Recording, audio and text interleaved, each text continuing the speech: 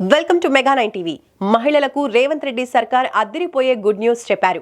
అంతర్జాతీయ మహిళా దినోత్సవాన్ని పురస్కరించుకుని మహిళలకు డబుల్ బొనాన్సాను అనౌన్స్ చేశారు. మార్చ్ 8వ తేదీన మహిళల కోసమే ప్రత్యేకంగా 4 కొత్త పథకాలను సీఎం రేవంత్ రెడ్డి లాంచ్ చేయబోతున్నారు. ఈ కొత్త పథకాలతో పాటు మహిళా నిరుద్యోగుల కోసం ఏకంగా 14,000 పోస్టుల భర్తీకి భారీ నోటిఫికేషన్ ను కూడా రిలీజ్ చేయబోతున్నారు. తెలంగాణ ప్రభుత్వం ఇప్పటికే మహిళల కోసం పలు సంక్షేమ పథకాలు అమలు చేస్తోంది.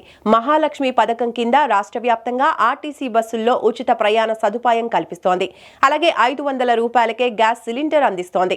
ఇప్పుడు మరికొన్ని పథకాలను మార్చి 8న అంతర్జాతీయ మహిళా దినోత్సవాన్ని పురస్కరించుకుని ప్రారంభించనుంది.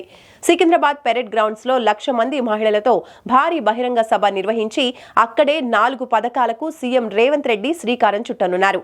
మహిళా సంఘాల కోసం ఆర్టీసీ అద్దె బస్సులను సీఎం రేవంత్ రెడ్డి ప్రారంభించబోతున్నారు. మొదటి విడతలో 50 బస్సులకు సీఎం రేవంత్ రెడ్డి పచ్చ జెండా ఊపనున్నారు. మరోవైపు మహిళా సంఘాలకు వడ్డీ లేని రుణాలను కూడా మంజూరు చేయనున్నట్టు తెలుస్తోంది. జిల్లాలో మహిళా సంఘాలతో పెట్రోల్ బంకుల నిర్వహణకు శ్రీకారం చుట్టబోతున్నట్టు మంత్రి సీతక్క ఇటీవల జరిగిన సమావేశంలో తెలిపారు. అంతేకాకుండా జిల్లాకు 2 మెగావాట్ల చొప్పున 64 మెగావాట్ల సోలార్ విద్యుత్ ప్లాంట్ కు కూడా సీఎం రేవంత్ రెడ్డి వర్చువల్ గా శంకుస్థాపన చేయనున్నట్టు మంత్రి సీతక్క తెలిపారు. ఇదే క్రమంలో మహిళా నిరుద్యోగుల కోసం భారీ నోటిఫికేషన్ విడుదల చేయనున్నట్టు రేవంత్ రెడ్డి సర్కార్ తెలియజేస్తున్నారు.